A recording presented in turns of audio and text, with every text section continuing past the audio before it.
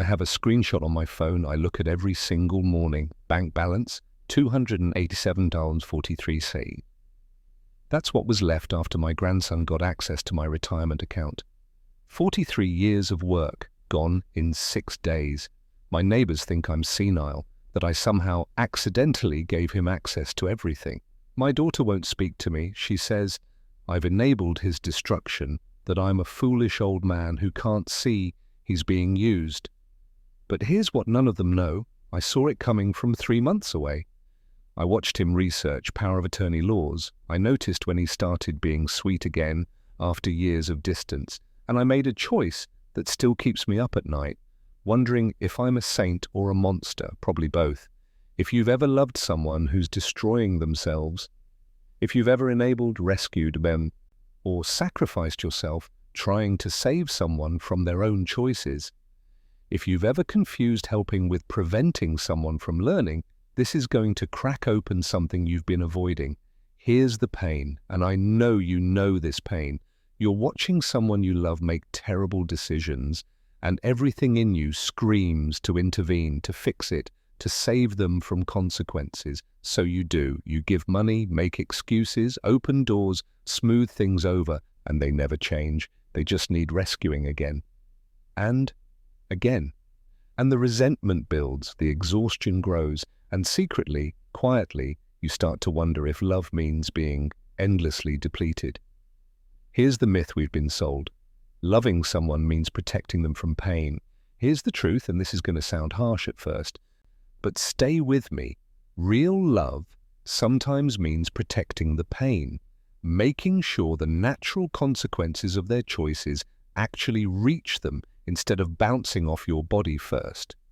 What makes this different from all the tough love cliches you've heard? This isn't about punishment or abandonment. It's not about being cold or withholding. It's about understanding the difference between help that heals and help that paralyzes. It's about recognizing when your generosity is actually stealing someone's chance to become who they're meant to be. By the time we're done here, you'll understand why the most loving thing I ever did looked exactly like letting everything fall apart, and how that same counterintuitive wisdom might be the key to every stuck relationship in your life. So let me take you back. Let me take you back 18 months before that 3:14 a.m. phone call that changed both our lives. My grandson Marcus came to visit on a Tuesday afternoon, which should have been my first clue. Marcus didn't do Tuesday afternoons. Marcus did Sunday brunches when he needed something, followed by 6 months of silence. The pattern had been consistent for about 8 years at that point.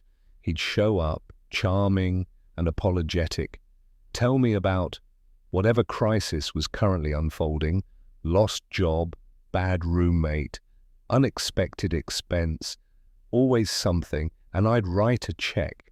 Sometimes literally a check. Sometimes I'd make a phone call, pull a string, open a door, and then he'd vanish until the next crisis. But there he was on a Tuesday, 30 minutes early actually, carrying my favorite bakery's almond croissants, the good ones, the expensive ones from that place on Maple Street that I'd mentioned exactly once about 2 years prior. So he'd been paying attention, or at least he'd been taking notes for when he needed something. He asked about my garden, actually listened when I talked about the tomatoes struggling in the heat that summer, nodded in the right places, asked follow-up questions. It was a performance, and it was a good one, and some part of me knew it even then. But another part of me, the part that had raised this boy from age 6, the part that still saw him as the traumatized child who'd lost both parents in a car accident, that part wanted to believe it was real. For 3 weeks, he came by, different days, different times, no pattern, which was itself suspicious if you thought about it. He helped me organize the garage, a project I'd been putting off for 2 years, fixed the gutter that had been leaking onto the porch every time it rained. We watched baseball together. The Mariners were having a decent season, and we'd sit there with beers, cheap beer, which was notable because Marcus usually had expensive tastes, and we'd talk about the game. He told me about his job. vague tech stuff I didn't really understand, something about user interface design and app development. It sounded impressive in that way things sound impressive when you don't quite understand them. But he also mentioned, casually, like it wasn't a big deal, that he'd been between opportunities for a while. I asked how long a while was. He got vague, said the tech industry was volatile, said he was doing some freelance stuff, said he had some promising leads. I'd heard versions of this before, different industries, same story. Marcus had been between opportunities for most of his adult life. There was always a reason, always someone else's fault. The boss who didn't appreciate him, the company that was mismanaged, the colleague who took credit for his work, the economy, the industry, the timing. Never Marcus. Then, casually, over coffee on week 4, it was a Saturday morning, I remember, because I'd just finished mowing the lawn, and he'd shown up with pastries again. He brought it up. "Grandpa, I've been thinking."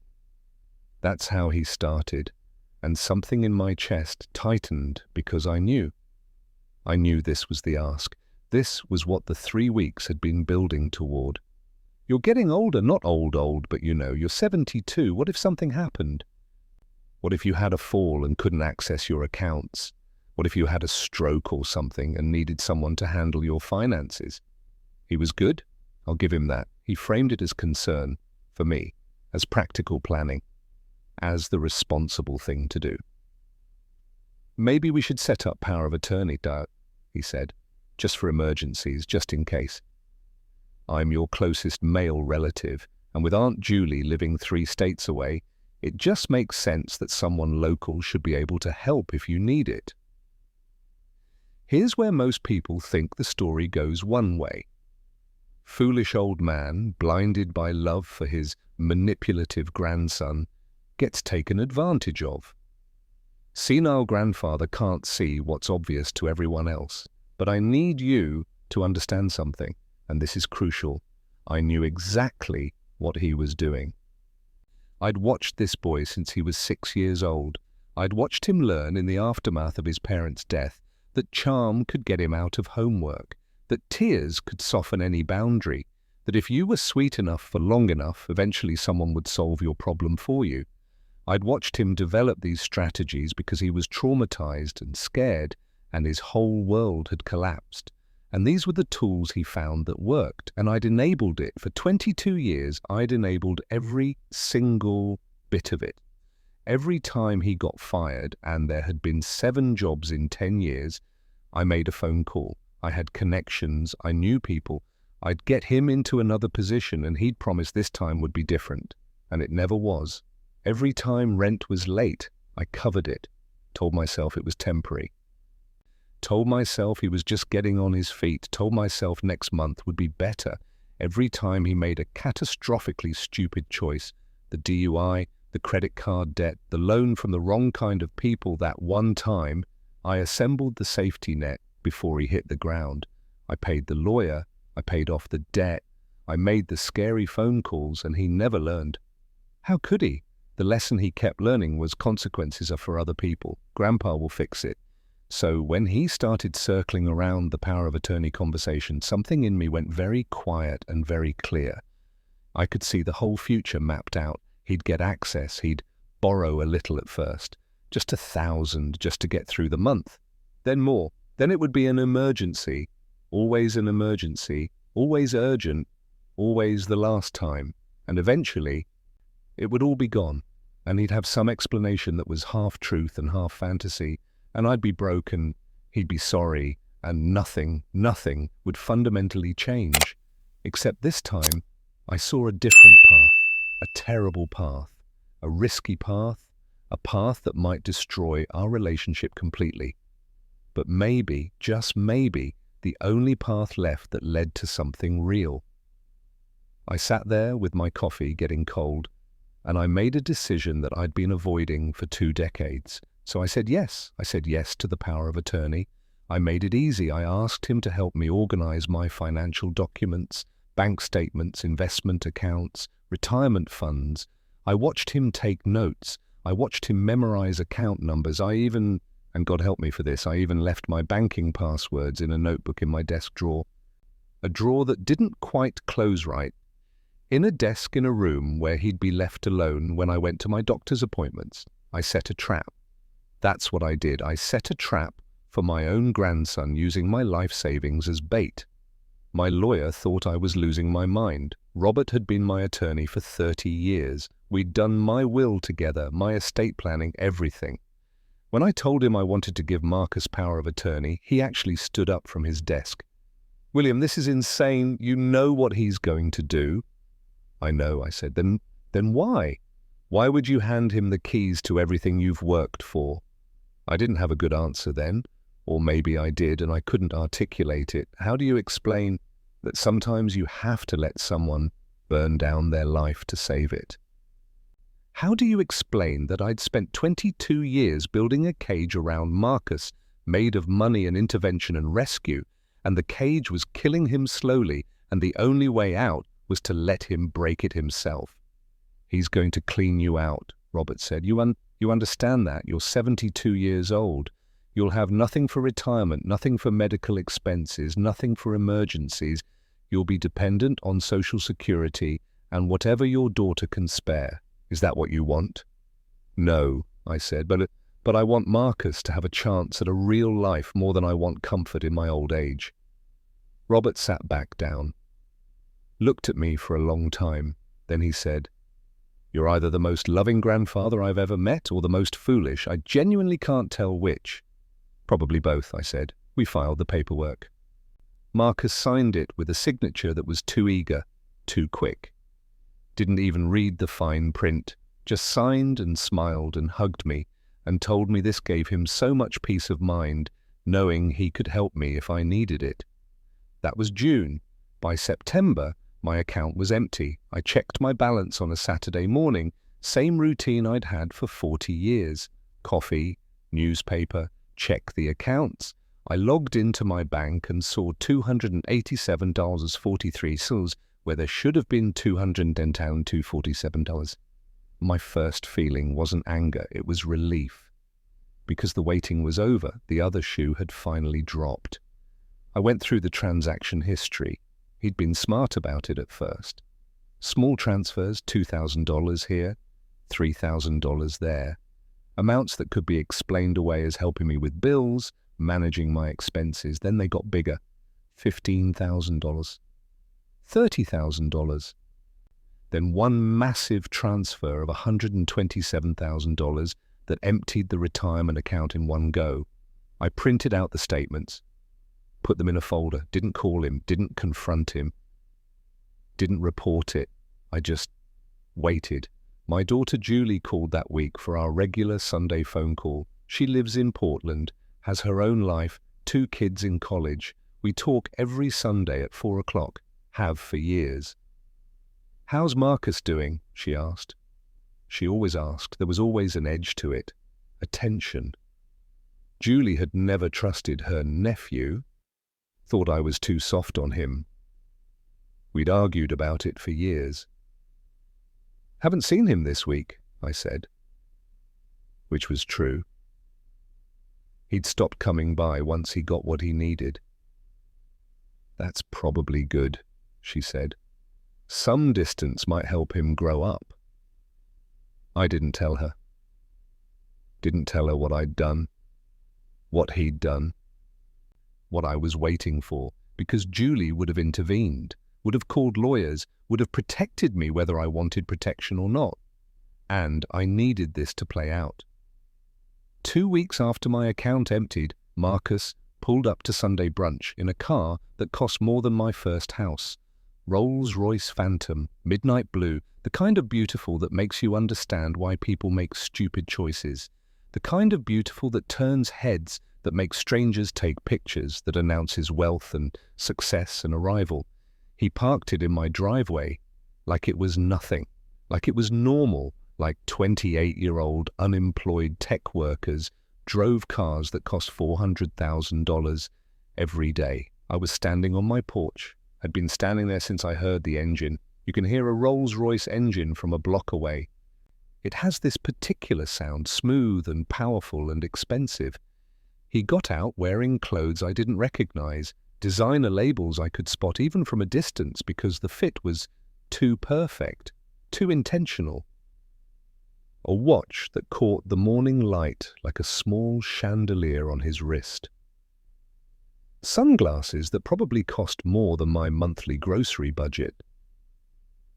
"Grandpa!" He was smiling, genuinely smiling, like he'd forgotten where the money came from, or convinced himself it was somehow legitimate. "What do you think?" "It's a beautiful car," I said. "Isn't it? I just closed on a lakefront cottage too, up near Lake Wenatchee, investment property. The market's hot right now and I got in at the perfect time." Investment property. The word sat in the air between us like a bad smell. "Business must be going well," I said. It really is. Everything's finally coming together, you know, all those years of struggle, and now it's like everything's clicking into place." He talked for 20 minutes about his business, some app he was developing, some partnership he'd formed, some venture capital interest he'd generated. None of it was real. I could tell because the details were too vague, too rehearsed. He'd constructed a story to explain the money, to justify it to himself, to make it okay. "That's wonderful, Marcus," I said, and I meant it, not because I believed the story, but because I knew what was coming. We had brunch. He ordered expensive wine, brought it with him, a bottle that probably cost $200, talked about his plans. The cottage was going to be a rental property, passive income, smart investment. He'd been reading about real estate, about building wealth, about financial independence. He didn't mention my retirement account, not once.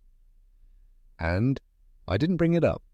After he left, spraying gravel in my driveway with that magnificent car, I sat on my porch for a long time. My neighbor, Tom, came over. Tom's lived next door for 15 years. Good man, retired teacher. We play chess sometimes. "That Marcus?" he asked. "Yep." "Hell of a car." "Yep." "Where'd he get that kind of money?" I looked at Tom, decided to tell him the truth. "Stole it from me." Tom's face went through several expressions very quickly. Confusion, disbelief, concern. "William, are you okay? Should we call someone?" "I'm fine, Tom. But if he stole from you..." "I let him." "You..." "What?" "I let him take it, gave him access, knew what he'd do, let him do it anyway." Tom sat down on the porch step. "I don't understand." "I know most people won't, but sometimes the only way to save someone is to let them destroy themselves first. Sometimes you have to let them hit bottom because it's the only solid thing left to land on." Tom didn't say anything for a while. Then, "That's either wisdom or madness." "Probably both," I said. "My daughter found out 3 days later. I don't know how. Maybe Marcus told her. Maybe she heard through family gossip. Maybe she just sensed something was wrong. But she called, and she wasn't calling for our regular Sunday chat. 'Dad, did you give Marcus access to your retirement account?' No point lying. 'Yes.' 'And did he take it?' 'Yes.' Silence, long enough that I checked to see if the call had dropped. Then, 'All of it?' 'All of it.' 'And you're just..." "What?" "You're just okay with this?" "I didn't say I was okay with it. I said I let it happen. That's the same thing." "It's not, Julie. It's really not. Dad, he stole from you. He stole your retirement, your security, everything you worked for, and you're acting like this is fine." "I'm acting like this is necessary." "Necessary? Dad, have you been to the doctor lately? Are you thinking clearly?" And there it was. The question everyone was thinking: is he senile? Is he losing it? Is this early dementia? "I'm thinking more clearly than I have in years," I said. "Then explain it to me. Explain how letting your grandson steal everything from you is clear thinking. How do you explain it? How do you tell your daughter that her nephew, the boy you both loved, the boy you raised together after his parents died, how do you tell her that you'd been enabling his destruction for 2 decades, and this was the only way you could think of to stop? Julie, Marcus has never faced consequences, not real ones, not ones that actually reached him, because I was always there, catching him before he fell. And every time I caught him, I made him weaker, I made him less capable, I made him more dependent. And I told myself it was love, but it wasn't. It was fear.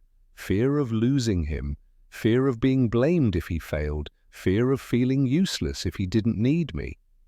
So you gave him $210,000 to prove a point?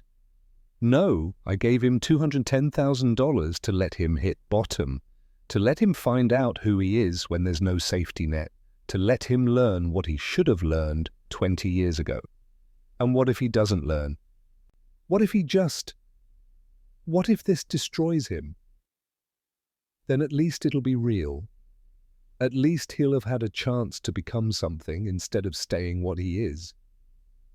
Julie was crying. I could hear it in her voice. Dad, you can't save someone by letting them drown. Maybe not, but you definitely can't save someone by never letting them learn to swim. She hung up. Didn't call the next Sunday or the Sunday after that. For 6 weeks, my daughter didn't speak to me. She sent her husband David to check on me, make sure I was eating, make sure I was taking my medications, make sure I wasn't showing signs of cognitive decline. David's a good man, accountant, practical, numbers guy. We sat in my kitchen and he tried to be gentle about it. William, Julie's worried about you. I know. She thinks maybe you should see someone. Talk to a professional, just to make sure everything's, make sure I'm not losing my mind. Yeah. I'm not, David. I know how this looks. But I'm not. He looked around my kitchen, noticed the pills organized in their weekly container, the calendar on the fridge with appointments marked clearly, the crossword puzzle half finished on the table, signs of a functioning mind. Okay, he said, but William, what you did, it's not normal. You have to understand that. Normal people don't let their grandkids steal their life savings. Normal people enable their loved ones for decades and then wonder why nothing changes. I'm trying something different. And if it doesn't work, then I'll be broke and alone, and maybe I'll have been wrong. But at least I'll have tried something besides the same pattern that hasn't worked for 22 years. David left, looking uncertain. Reported back to Julie that I seemed lucid, seemed coherent, seemed to know exactly what I was doing, even if what I was doing seemed crazy. And then I waited. I knew what was coming. I knew because I understood money in a way Marcus never had. Marcus understood the idea of money, the feeling, the status, the doors it opens, but he'd never had to maintain it, protect it, grow it. He'd only ever had to spend it or ask for it. So I knew the Rolls-Royce would need service. Those cars require maintenance that costs more than most people's monthly salary. $3,000 for an oil change, $5,000 for brake pads, and that's when nothing's wrong. When something breaks, you're looking at tens of thousands. I knew the lakefront cottage came with property taxes, and not small ones. Waterfront property in Washington state, you're talking $8,000, $10,000 a year. And there's maintenance. Docks don't maintain themselves. Septic systems fail. Roofs leak. All the things you don't think about when you're buying your dream property with stolen money. I knew the friends who suddenly appeared, because people who show up in Rolls-Royces attract friends. I knew those friends would want to celebrate, want to go out, want bottle service and expensive dinners and experiences that require Marcus's wallet. I knew that money acquired that way, fast, unearned, stolen, Doesn't come with the knowledge of how to keep it. It's like giving someone a Ferrari who's never driven stick shift. Spectacular crash inevitable. So I waited. And I want to be clear about something. The waiting was agony. Every day I woke up and looked at that screenshot. 287, 43 years of work. Gone. Every night I lay awake, wondering if I'd made a catastrophic mistake. If I'd sacrificed my security for some theory about personal growth that might not even work. If I was a fool or a genius or just a broken old man who couldn't admit he'd failed. As a grandfather, the doubt was crushing sometimes. There were days I almost called him, almost reached out, almost offered to help him figure out how to manage what he'd taken.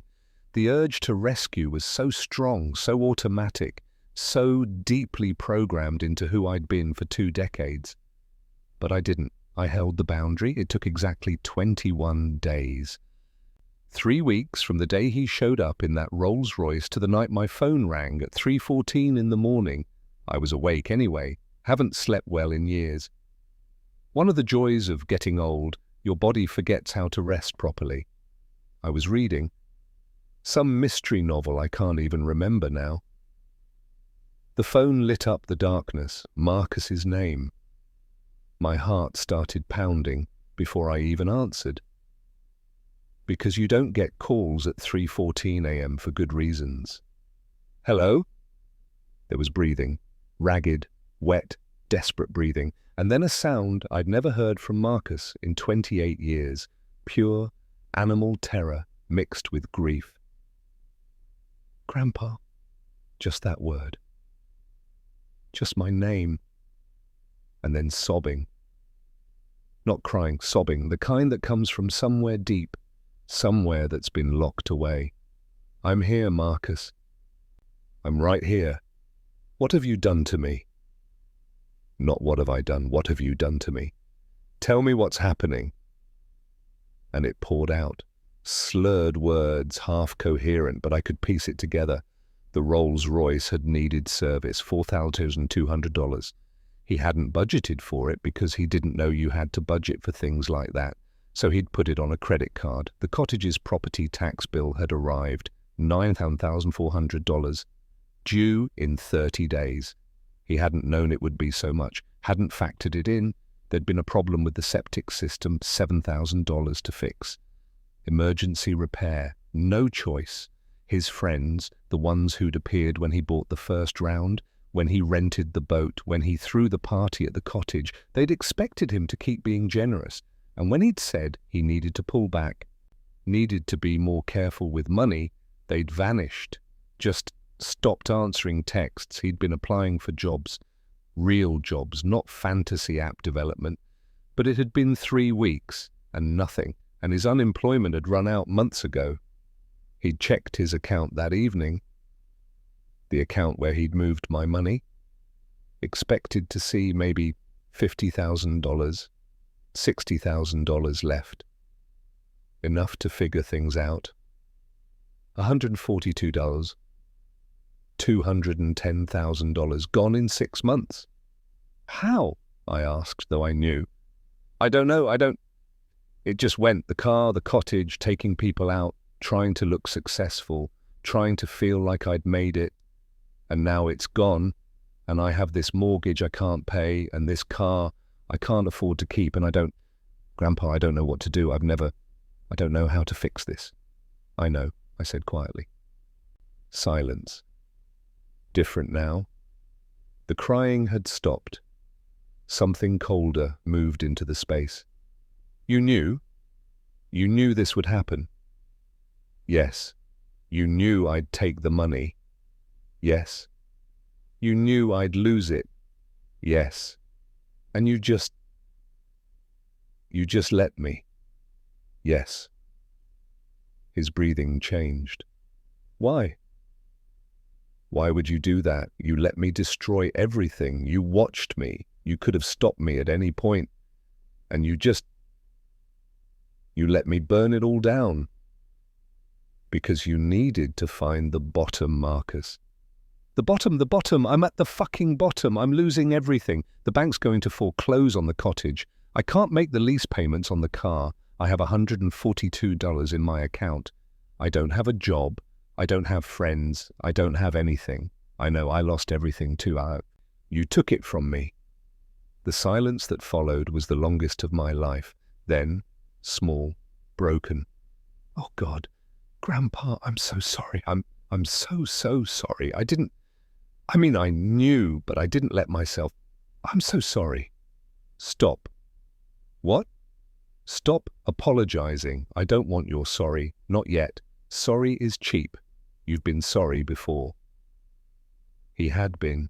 So many times. Sorry for getting fired. Sorry for the DUI. Sorry for the credit card debt. Sorry. And nothing ever changed. Then what do you want? And here it was. The moment everything had been leading to. The reason for all of it. I want you to stay in this feeling. I want you to not run from it, not medicate it, not call me to rescue you. I want you to sit in exactly what you've created and ask yourself the question you've been avoiding your entire adult life. What question? Who are you when no one's saving you? The words hung in the air like smoke, like truth, like the most important thing I'd ever say to him. I don't know, he whispered. I know you don't know. That's the problem. That's what we're fixing. How? How do I fix this? You don't fix it. Not fast, not easy. You sit in it. You feel it. You let it teach you what I couldn't. I can't. Grandpa, I can't do this alone. You're not alone. I'm here. I'll always be here. But I'm not going to rescue you anymore. There's a difference. What difference? I'll answer the phone when you call in panic. I'll listen. I won't fix. I'll believe you're capable when you don't believe it yourself. I won't solve your problems. I'll be here while you learn to solve them. That's the difference. He was quiet for a long time. I could hear him breathing, could hear him processing. The cottage, he said. I'm going to lose it. Probably. The car. Definitely. Everything. Yes. And you're not going to help. Not the way you want me to help. No. So what am I supposed to do? You're supposed to figure it out. For the first time in your adult life, you're supposed to sit with a problem you created and figure out how to handle it yourself. And if I can't, then you'll learn from failing and you'll try something else, and eventually you'll figure it out, because you're capable of a lot more than you think you are. You've just never had to find out because I kept doing it for you. Another long silence. I hate you right now, he said. I know. I really, really hate you. I know, and I love you, and those two things are going to have to exist at the same time for a while. You ruined my life. No, I let you ruin it yourself, and now you get to build a real one. He hung up, didn't say goodbye, just ended the call. I sat there in my bed at 3:47 in the morning, holding my phone, and I cried. I cried for the money that was gone. I cried for the relationship that might be broken beyond repair. I cried for the pain Marcus was in, and the pain that was still coming. I cried for all the years I'd wasted enabling him instead of believing in him. And I cried with hope. Because for the first time in 28 years, Marcus had asked a real question. Not, can you fix this for me? But what am I supposed to do? That shift from rescue me to teach me. That was everything. I didn't hear from him for 2 weeks after that call. 2 weeks of silence, no calls, no texts, nothing. Julie called during that time. First time in 6 weeks. Dad, Marcus called me. Okay. He told me what happened, what you did, what he did. What? He told you what he did. I just gave him the opportunity. Dad, he's devastated. He's losing everything, and you're okay with this? No, I'm not okay with it. I hate watching him suffer, but I'm at peace with it. There's a difference. I don't understand you. I know, but maybe someday you will. Maybe when your kids are older and you've watched yourself enable them into incompetence, maybe then you'll understand why I had to do this. He asked me for money. My chest tightened. And? I told him no. I told him I wasn't going to do what you've been doing for 20 years. I told him he made this mess and he needs to figure it out. Relief flooded through me. Thank you. Don't thank me. I'm furious with you, with him, with this whole situation, but I'm not going to undermine whatever this insane experiment is. If you're going to let him hit bottom, I'm not going to break his fall either. That's all I'm asking. Is it working, this plan of yours? I don't know yet. Ask me in a year. She hung up, but this time it felt different. Not angry, just sad. The question that hung in the air that night, who are you when no one's saving you?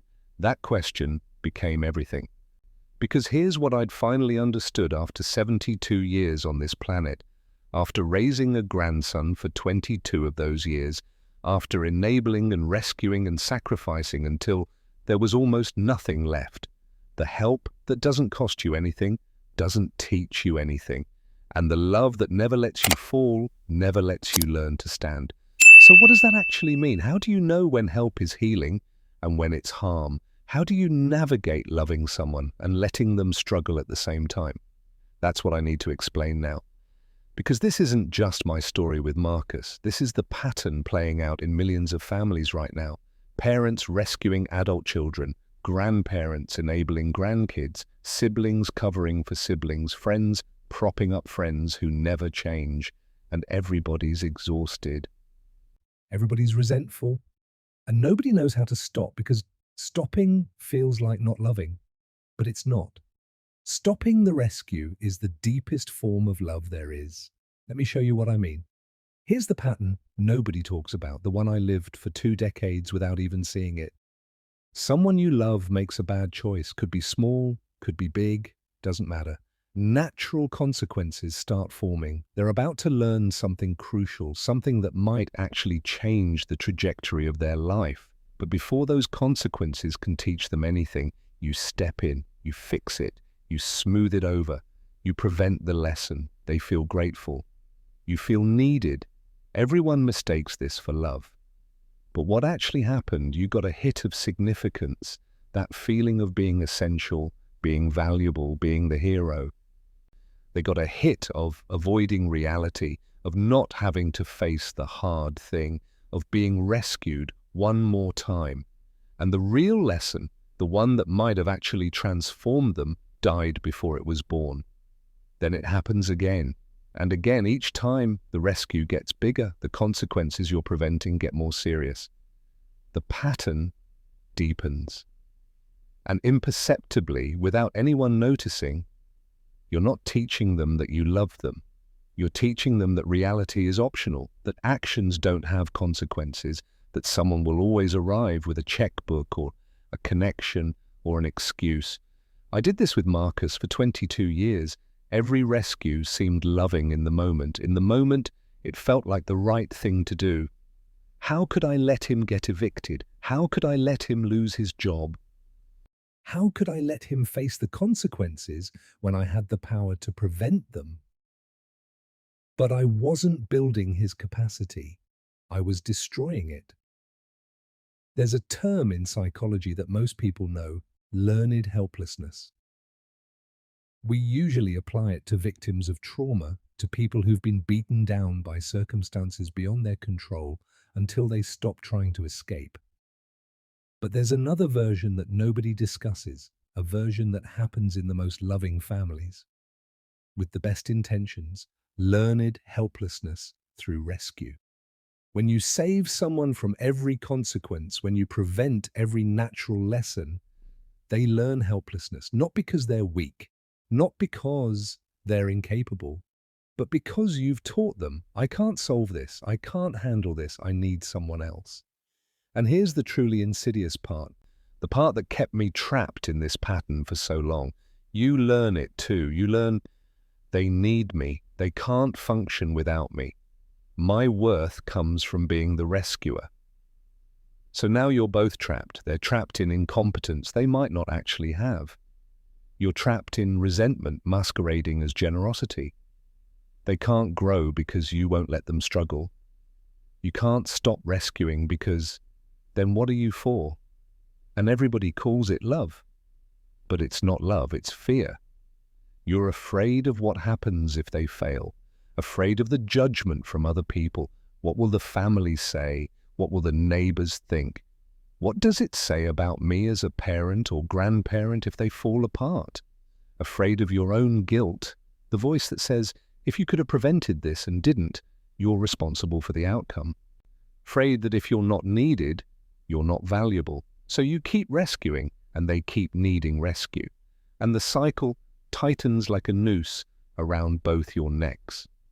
The truth that changed everything for me.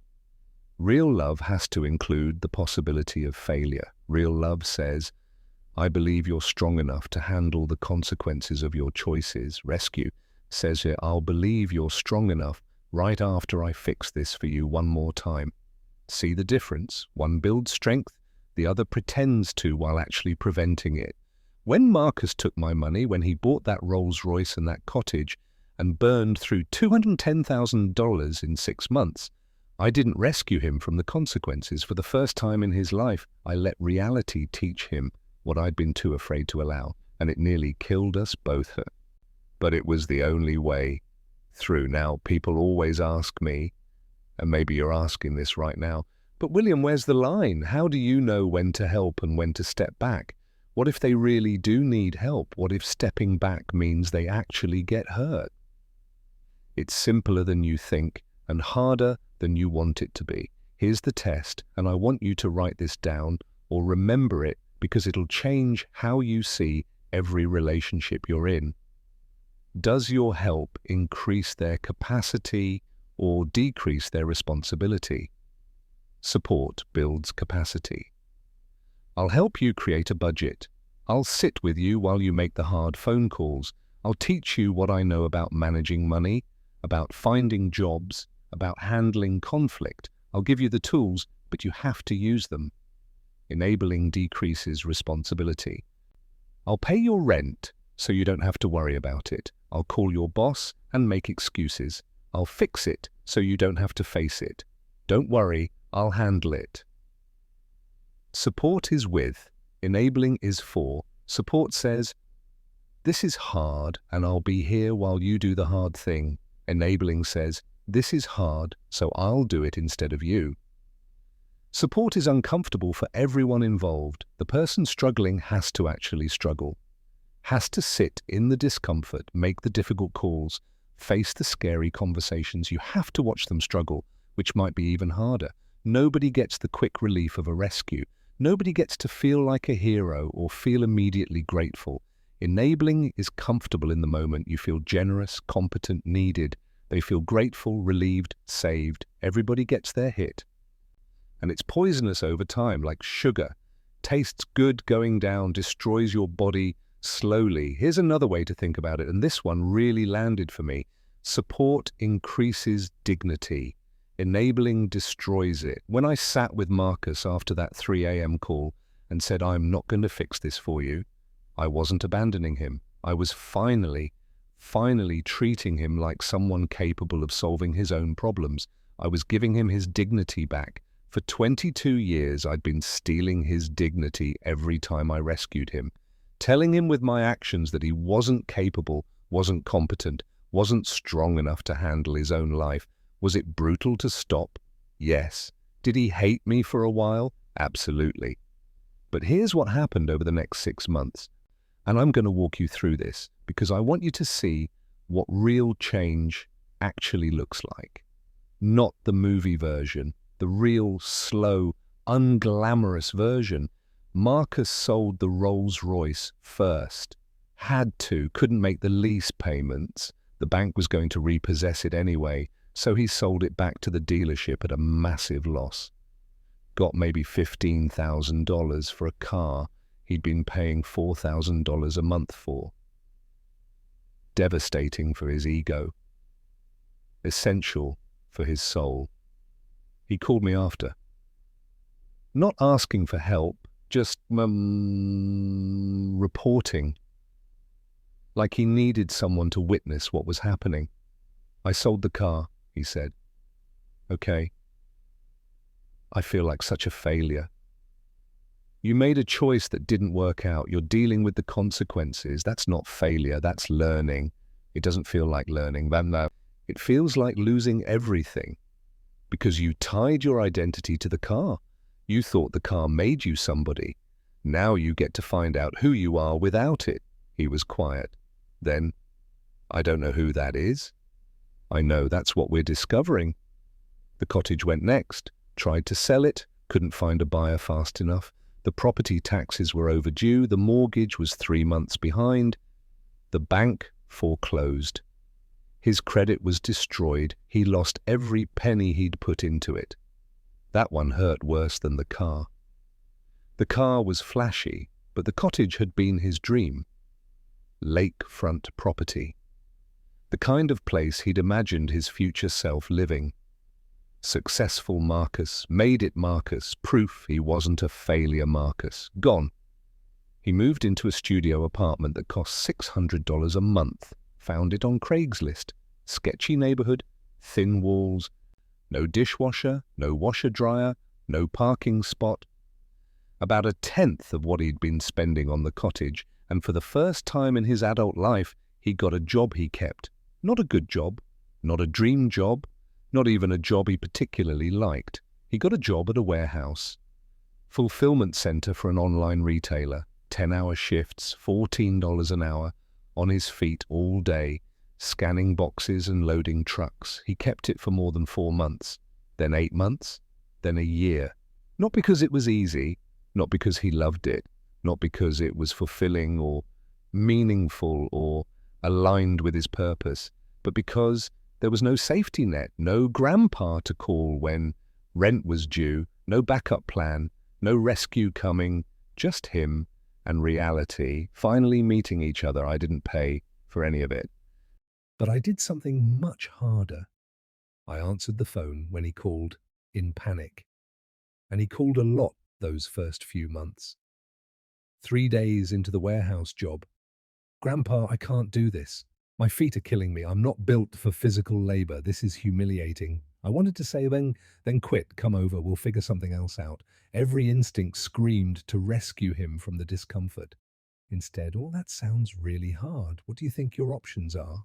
Silence. He wasn't used to that question. He was used to me providing the options. I don't know. Quit, I guess. Okay. And then what? I'd have to find another job. How long would that take? I don't know, weeks, months? Can you afford weeks or months without income? No. So what does that tell you? Long pause. That I need to keep the job. Sounds like it. But my feet, get better shoes, insoles, whatever you need, but you're capable of figuring that out. He bought $80 work boots that he couldn't really afford, complained about them for 2 weeks. Then his feet adjusted. 6 weeks into the job, Grandpa, I think my manager hates me. He's always criticizing me, telling me I'm not fast enough. Old me would have said, that's terrible, you don't deserve that. Maybe you should look for a different job where they appreciate you. New me. That sounds frustrating. Have you asked him specifically what you could do to improve? No. Why would I do that? Because maybe he doesn't hate you. Maybe he's trying to get you up to speed and doesn't know how else to communicate it. Or maybe he's just an asshole. Maybe. Or maybe this is a chance to learn how to work with someone difficult. That's a skill that'll serve you everywhere. He didn't like that answer, but 3 days later he called back. I talked to my manager. Yeah? Asked him what I needed to do to get faster. He seemed surprised I asked, showed me some techniques, said most new people quit before they learn the system. How'd that feel? Weird. Good weird. Like maybe I'm not terrible at this. These conversations happened dozens of times over those 6 months. Small moments where I didn't solve, but I didn't abandon. I was present without being reactive. I acknowledged his feelings without taking responsibility for them. This is support. This is the new way. It's present without being reactive. It's compassionate without being complicit. And it's excruciating, because watching someone you love struggle when you could make it stop, when you have the resources, the connections, the ability to end their pain right now, that takes every ounce of strength you have. There were nights I'd hang up the phone and my hands would shake. Nights I'd pull out my checkbook and write a check for his rent and then tear it up. Nights I'd dial his number to tell him I'd changed my mind, I'd help him after all, and then force myself to put the phone down. But here's what I learned, and this might be the most important thing I can tell you. The struggle is where the growth is, not the rescue. The struggle. When you steal someone's struggle, you steal their growth.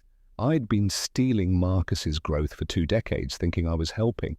Around month 7, something shifted. Marcus called, and his voice was different. Not panicked, not desperate, almost curious. "Grandpa, I got a promotion." "Tell me about it." "It's not a big deal. Shift supervisor. Only $1 more an hour. But they said I was reliable." That's the word they used, reliable. Nobody's ever called me that before. I had to steady my voice. "How does that feel?" "Weird. Good. Like maybe I'm actually capable of something." "You've always been capable, Marcus. You just never had to find out before." Silence. Then, "Because you always fixed it." "Yes. I get it now. What you did, why you did it. I still kind of hate you for it sometimes." "I know. But I get it." That conversation, that shift from "you ruined my life" to "I get it," that took 7 months.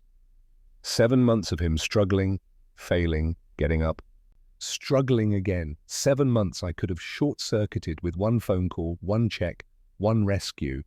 And if I had, he'd still be the same Marcus, charming, helpless, stuck. Instead, he was becoming someone new. At month 9, he moved to a better apartment. Still small, still cheap, but in a safer neighborhood. He'd saved up the deposit himself. First time in his life he'd saved for something.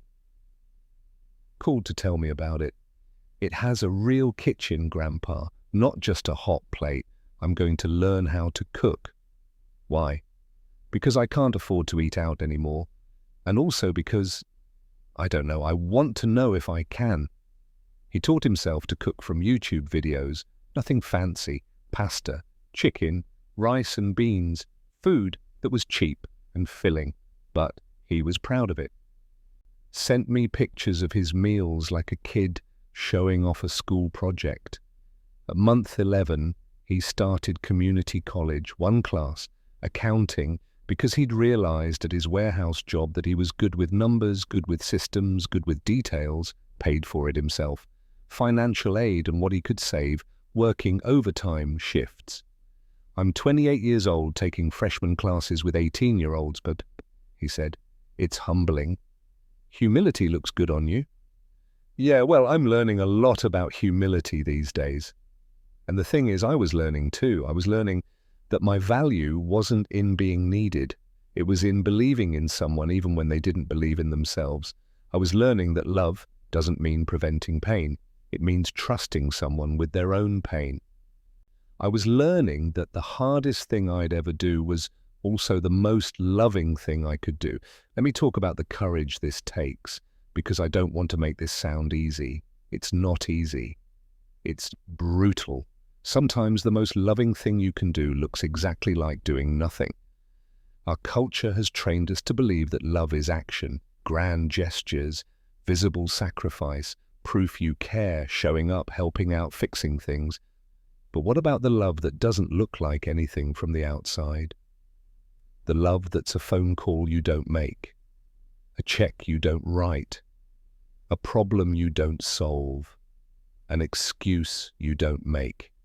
This kind of love requires a different kind of courage, not the courage to act, but the courage to withhold action. To trust that the person you love is more capable than their current behavior suggests. To believe that short-term pain might be the only path to long-term freedom. To tolerate being misunderstood, judged, even hated.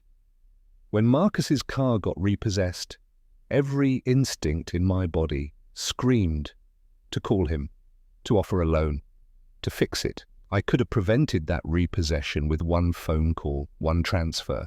I had friends who could have worked something out. I didn't, not because I didn't care, because I cared enough to let him experience the full weight of his choices. My daughter called me heartless. My neighbors whispered when I walked by. Even my pastor, good man, meant well, pulled me aside after church one Sunday. William, I've heard about your situation with Marcus. Have you considered grace? Have you thought about what forgiveness looks like here? I respected him too much to be dishonest. Pastor, man, I think about grace every day, but I'm learning that sometimes grace looks like letting someone face consequences instead of protecting them from reality. Sometimes forgiveness means I forgive him and still don't rescue him. He didn't understand. Most people didn't, because stepping back looks like giving up. Letting someone struggle looks like not caring. Withholding rescue looks like punishment. But the opposite was true. I'd never loved Marcus more clearly than when I finally trusted him with his own life. There's a poem by Rumi I kept coming back to during this time. The wound is the place where the light enters you. For 22 years I'd been bandaging Marcus's wounds before they could teach him anything, before any light could get in. I'd been keeping him in the dark, thinking I was protecting him. The repossessed car was a wound. The foreclosed cottage was a wound. The lost friends, the humiliating job, the tiny apartment, all wounds. And each wound cracked him open just enough for something new to enter. Humility, resourcefulness, self-awareness, resilience. The things you can't give someone, the things they have to find themselves, usually in the dark, usually alone, usually through pain. Here's the paradox that nobody talks about. The less I did, the more he grew. The more I stepped back, the more space he had to step forward. This doesn't mean love is passive. It means love is sometimes strategically passive. It means knowing the difference between the help that rescues and the space that heals. Think about a broken bone. What does it need to heal? A cast, yes, support, structure, something to hold it in place. But also time, also not using it, also letting the body do what bodies know how to do when you stop interfering. You can't heal a bone by forcing it. You can't speed it up by pulling on it, by constantly checking it, by trying to help it along. You have to create the right conditions and then get out of the way. That's what I did with Marcus. I created conditions. Safety without rescue, presence without fixing, and then I got out of the way.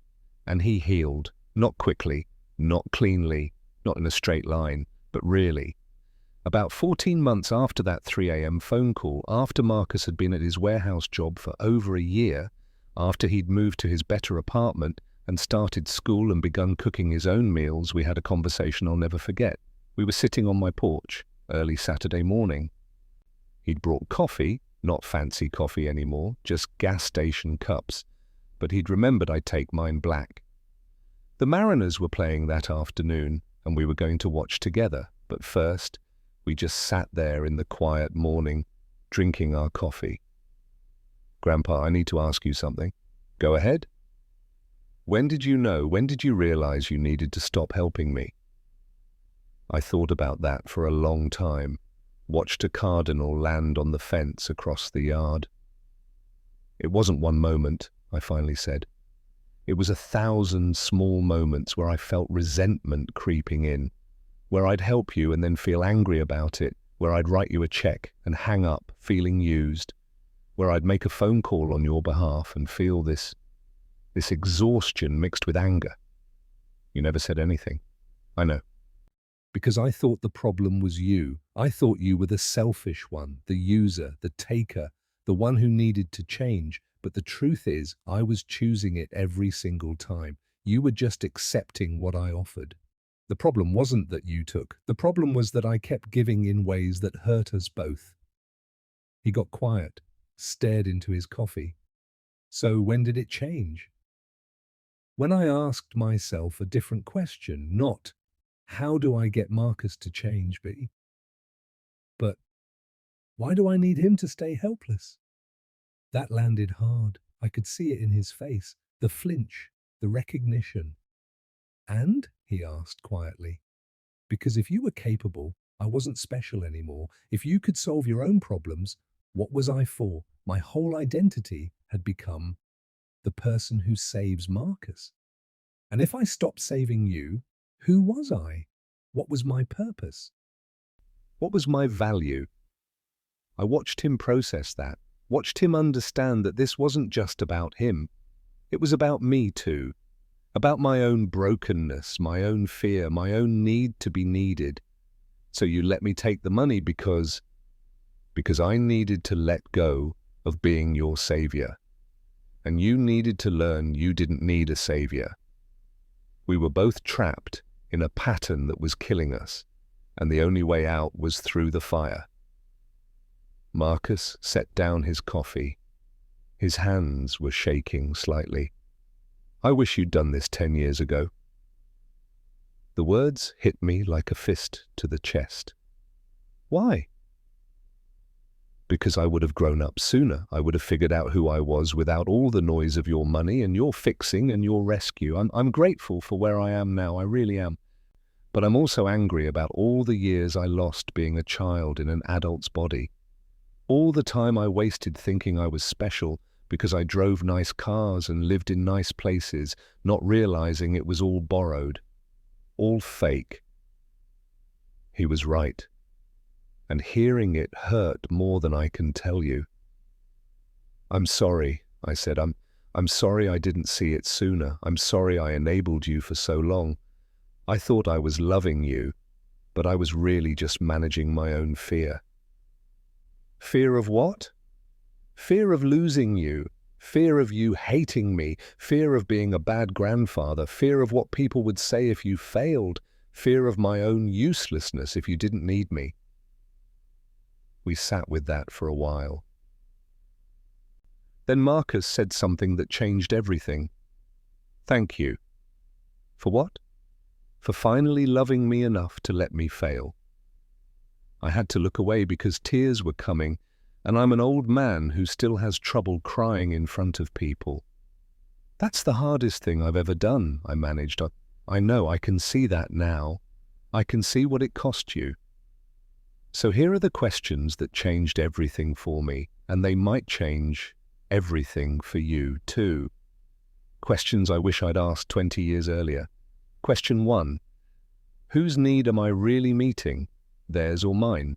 When you're about to help someone, when you're reaching for your wallet or picking up the phone or offering to make the call, pause.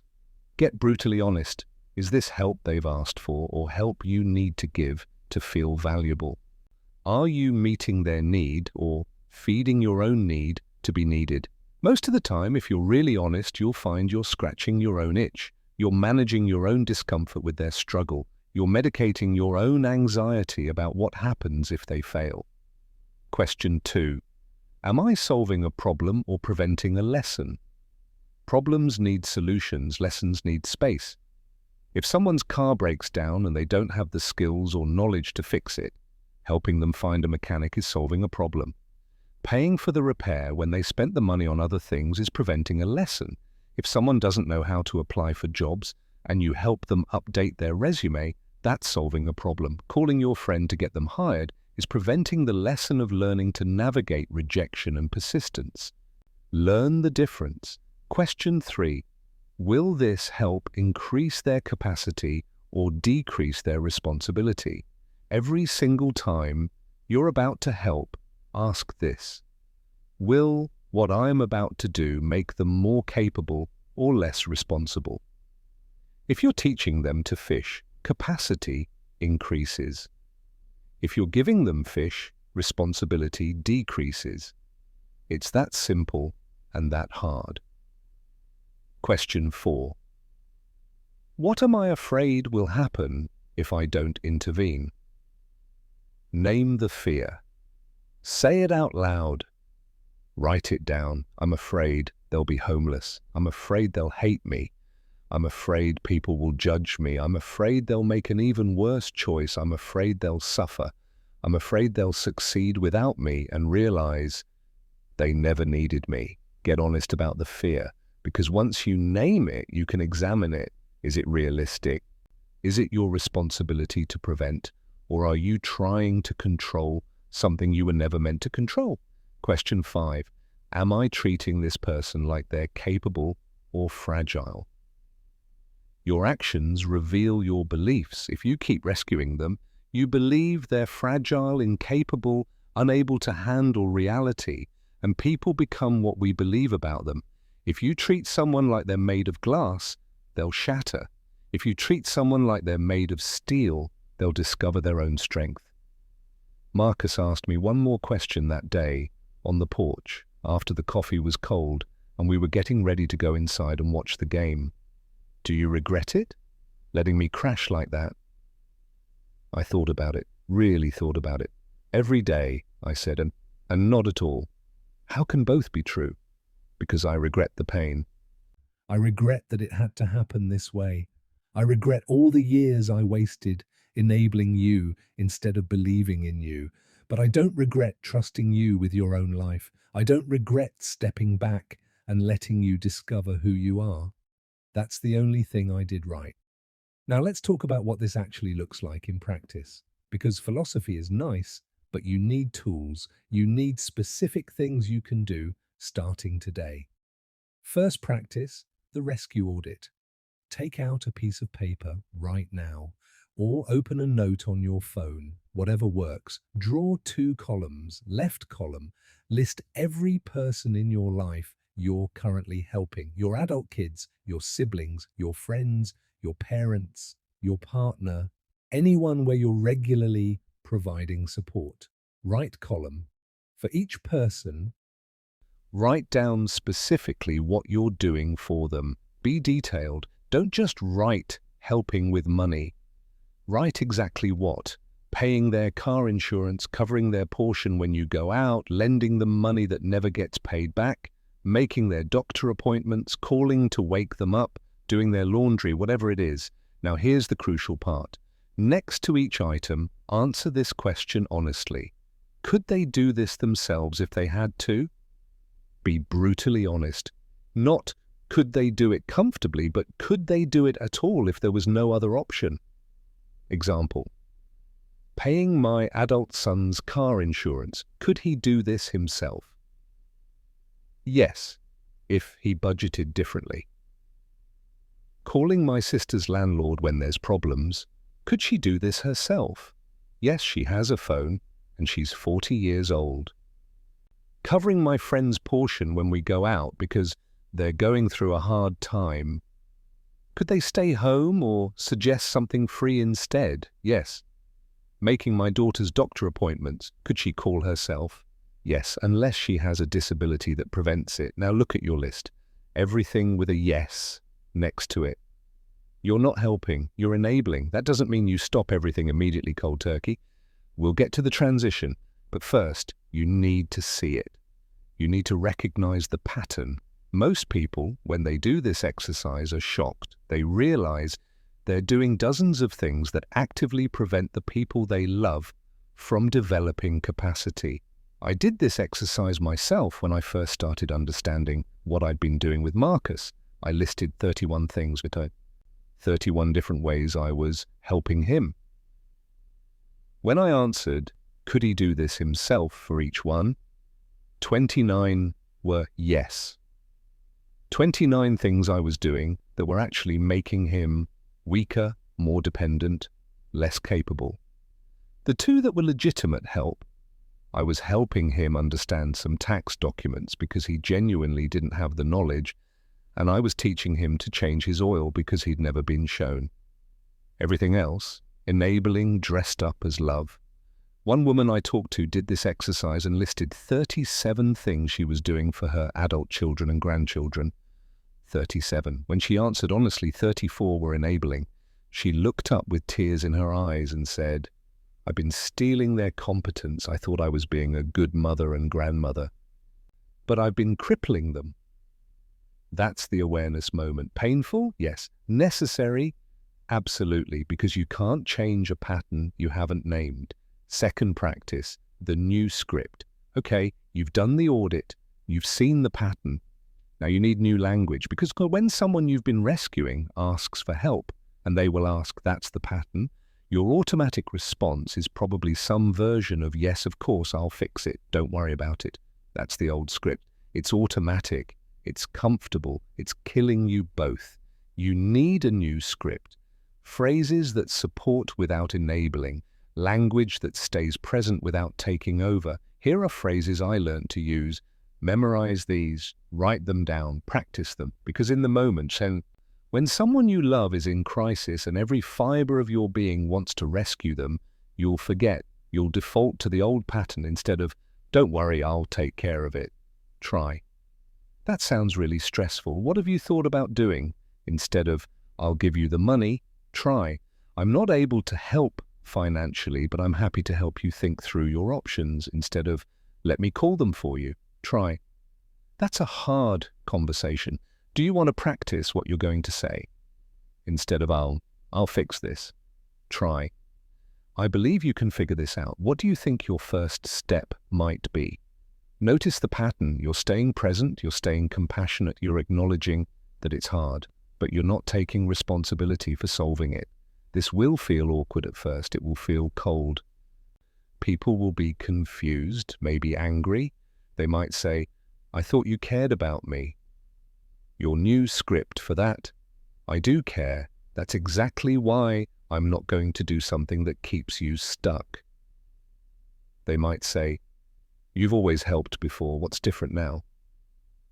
Your new script, "I have helped before, and I'm realizing that wasn't actually helping you grow. I'm trying something different because I love you enough to want you to be capable, not just comfortable." They might say, "So you're just going to let me fail? You're just going to watch me struggle and do nothing?"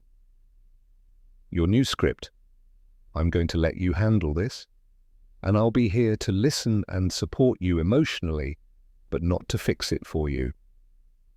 Because I believe you're more capable than you think you are." Practice these phrases, role-play them if you need to. Because the first time you use them, it's going to feel wrong. Your whole body is going to scream at you to go back to the old way. And here's what's crucial. You're not being mean. You're being truthful. The old way was lying. It said, "You can't handle this without me. You're not capable. You need me to survive." The new way says, "This is hard, and I believe you can do hard things. You're stronger than you know." Which one is actually more loving? Third practice, building your own support system. Here's what nobody talks about. Stopping the rescue cycle is brutally hard on you. You're going against every instinct. You're being judged by people who don't understand. You're watching someone struggle and forcing yourself not to intervene. You're tolerating discomfort that feels intolerable. This requires support. You cannot do this alone.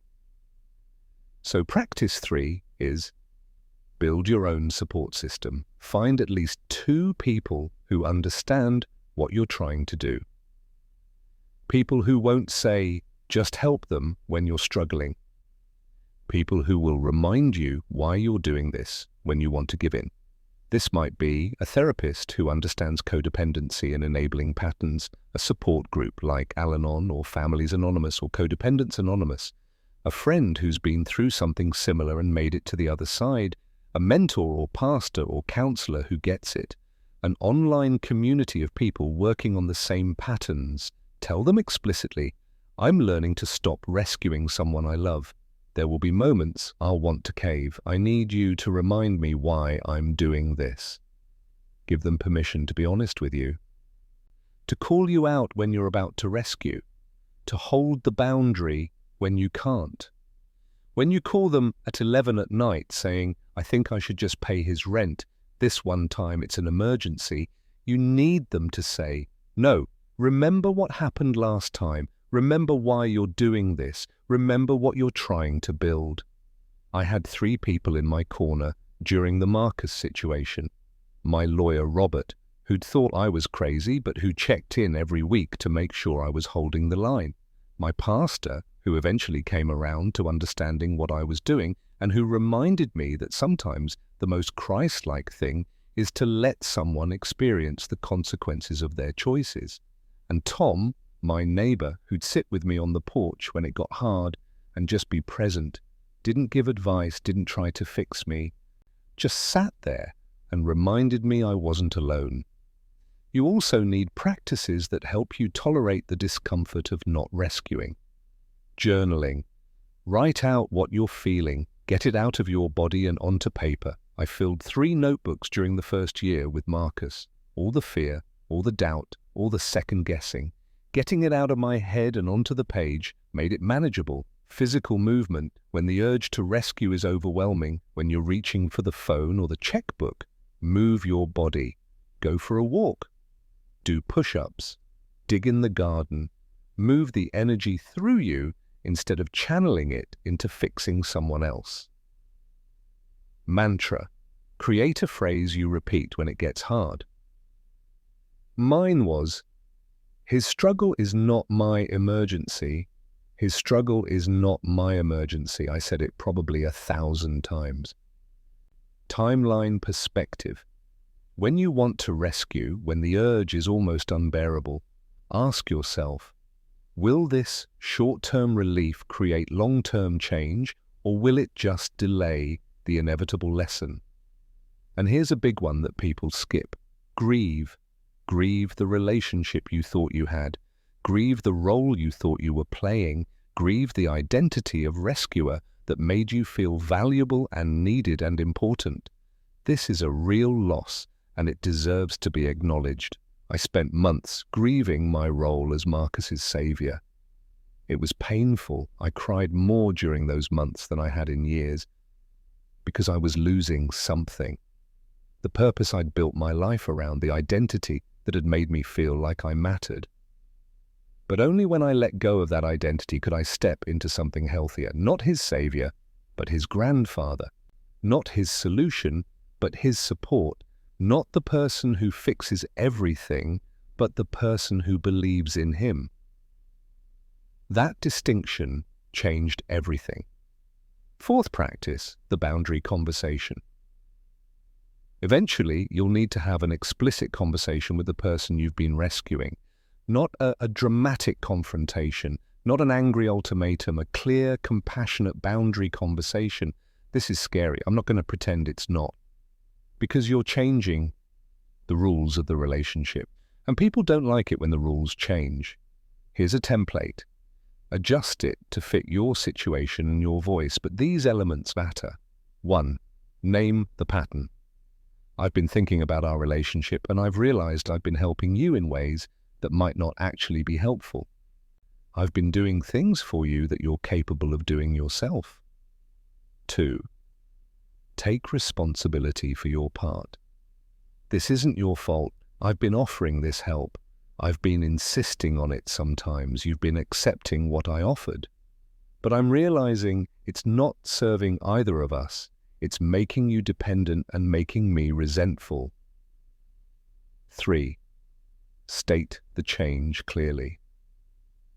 Going forward, I'm not going to be able to pay your rent, make phone calls for you, fix your problems, bail you out,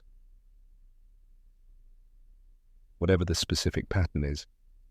I know this is going to be an adjustment, and I know it might feel sudden. 4. Clarify what you will do. What I will do is listen when you need to talk, help you brainstorm options, be here emotionally, so I'll teach you skills you don't have. whatever healthy support looks like. I'm not abandoning you. I'm changing how I show up because I believe you're capable of more than we've both been allowing. 5.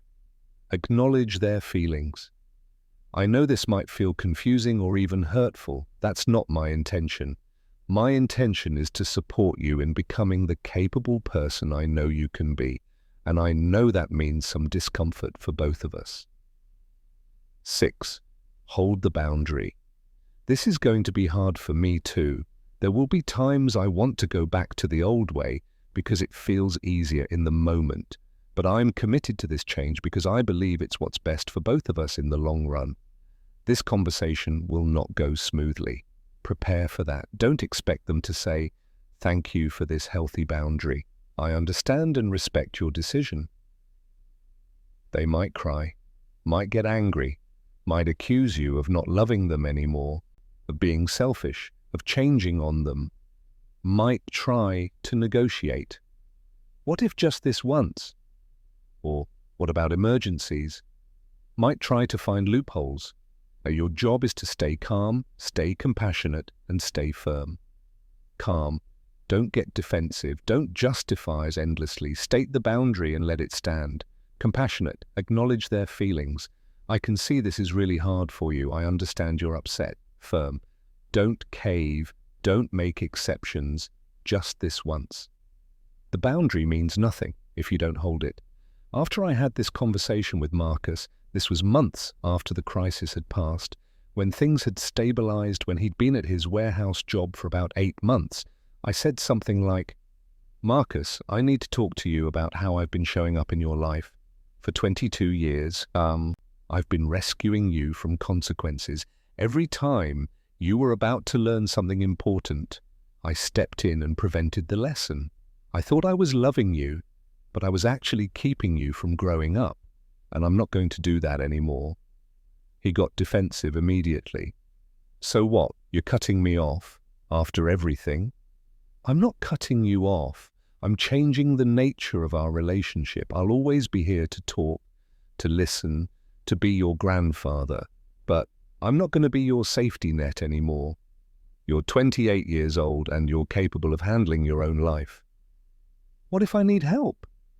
"Then you'll figure it out. The same way millions of people figure it out every day. And if you want to talk through your options, I'm here, but I'm not going to solve it for you." He was angry for a while. We didn't talk for a few weeks, but eventually he came around because he could feel the difference between the old relationship, where he was a perpetual child and I was the exhausted parent, and this new relationship where we could actually be two adults who respected each other. Here's what they don't tell you about real change. It's slow, it's unglamorous, and it doesn't make for good stories. Movies show you the dramatic confrontation, the tearful breakthrough, the triumphant recovery montage with inspiring music. Real life is Marcus showing up to his $14 an hour warehouse job every single day for 18 months. It's him learning to cook because he can't afford takeout, burning the rice the first 20 times, finally getting it right. It's him sitting alone on Friday nights because he can't afford to go out and his old friends have moved on to people with money. It's him taking one community college class at a time because that's all he can afford while working full-time. It's small, it's boring, it's essential. And if I'd rescued him, he never would have learned any of it. Quick fixes create quick relapses. Only the slow build creates lasting change. When you rescue someone from consequences, you're optimizing for short-term relief. You stop the immediate pain, you silence the immediate crisis. Everyone feels better right now. But you sacrifice long-term transformation. It's like giving someone painkillers for a broken leg instead of setting the bone. Sure, they feel better immediately. The pain stops, but they're not healing, they're just numb. And when the painkillers wear off, the leg is still broken, maybe even more damaged from trying to walk on it. Real healing, the kind that lasts, requires pain. Not suffering for suffering's sake, not punishment, but the productive pain of growth, the pain that teaches, the pain that transforms, the pain of facing reality instead of having someone else manage it for you, the pain of delayed gratification instead of instant rescue, the pain of humility, of starting over, of admitting you don't know what you're doing and learning anyway. I had to learn to trust the long game, to believe that 2 years of Marcus struggling in a studio apartment would build more character than 20 years of me paying his rent ever could. To understand that 1 year of him keeping a job he didn't love would teach him more about commitment, reliability, and follow-through than a decade of me making excuses to his employers. To accept that watching him fail and get up and fail again would develop resilience that no amount of my intervention could ever create. Here's the shift. Stop optimizing for their comfort. Start optimizing for their capability. Comfort is easy to give. Just throw money at the problem, make the phone call, fix the thing. Capability takes time, space, struggle, failure, adjustment, trying again. And you can't give someone capability. You can only create the conditions where they might develop it themselves. Those conditions usually include consequences that actually reach them instead of bouncing off your body first. Enough support that they don't completely collapse, but not so much that they don't have to try. Your belief in their capacity, especially when they don't believe in it themselves, your willingness to be misunderstood, judged, even hated for a while, your commitment to the long game even when the short game is screaming for attention. That last one is crucial. When I stopped rescuing Marcus, people thought I'd lost my mind or my heart, maybe both. My daughter didn't speak to me for months. Friends from church quietly distanced themselves. Even my doctor, during a routine checkup, asked if I was doing okay emotionally with everything going on with your grandson. Because stepping back looks like giving up.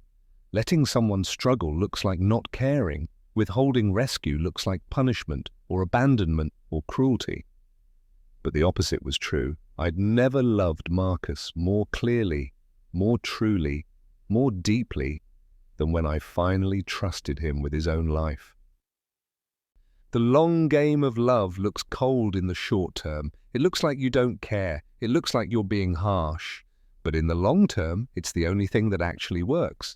So here we are. Let me bring this home. I started this by telling you about the cruelest act of love I ever committed, letting my grandson steal everything from me, watching him buy that Rolls-Royce and that cottage, refusing to rescue him when it all came crashing down.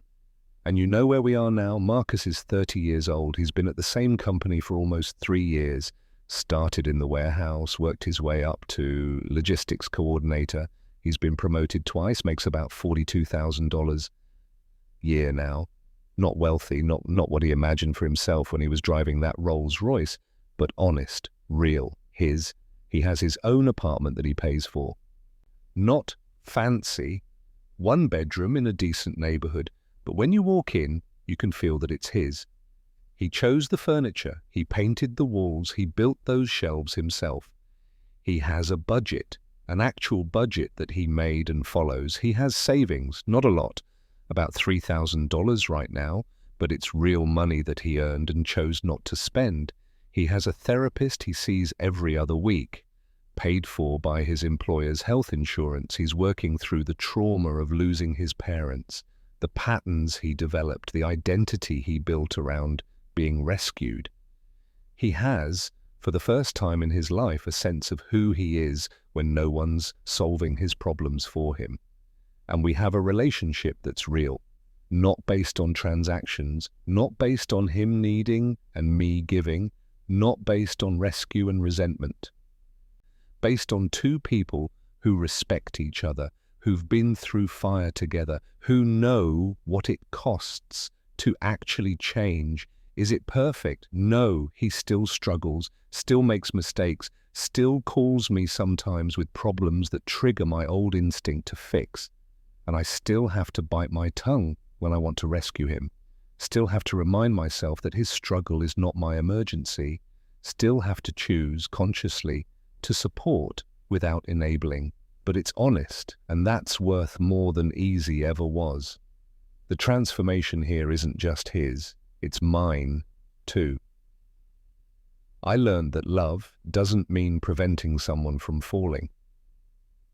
It means believing they can get back up. I learned that helping and enabling are not the same thing, and confusing them destroys both people. I learned that sometimes the most powerful thing you can do is nothing, and that takes more courage than any rescue ever did. I learned that my value isn't in being needed, it's in believing in someone even when they don't believe in themselves. If you're in this situation, if you're watching someone you love destroy themselves, if you're exhausted from rescuing, if you're starting to resent the very person you're trying to help, I want you to hear this. You are not responsible for saving anyone. You are only responsible for loving them honestly. And honest love sometimes looks like stepping back, like letting consequences teach what your intervention never could, like trusting someone with their own life, even when they're not handling it well. You're not abandoning them. You're finally seeing them as capable. That's the shift. That's the whole thing. Stop treating people like they're too fragile to handle their own consequences. Start believing they're stronger than their current behavior suggests. So here's my question for you, the one I want you to sit with after this ends. Who in your life are you treating like they're too fragile to handle their own reality? And what would change if you started believing they were stronger than you've been allowing them to be? Sit with that. Really sit with it. And if this resonated with you, if you're realizing you've been caught in the rescue cycle, if you're seeing your relationships differently now, if you feel both heartbroken and hopeful, leave a comment. Tell me what you're seeing. Tell me what you're struggling with. Tell me your story, because this conversation doesn't end here. It starts here. This is the beginning of something, not the end.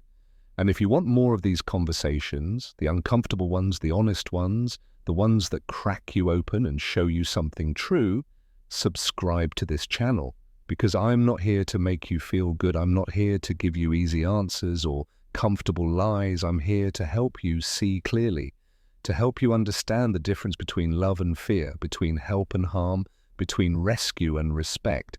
That's the real gift, not comfort, clarity. Thank you for staying with me through this. Thank you for being willing to look at the hard stuff.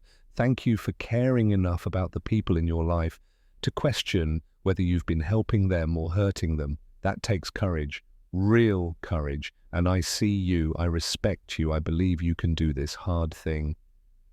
You're not broken. You've just been misled. We all have. We've been taught that love means preventing pain, when really it means trusting someone with their pain. We've been taught that helping means solving, when really it means supporting while they solve it themselves. We've been taught that stepping back is giving up, when really it's the deepest act of faith there is. You can unlearn those lies. You can choose a different way. It won't be easy, but it will be real. And real is what we're all desperate for, whether we know it or not. I'll see you in the next one.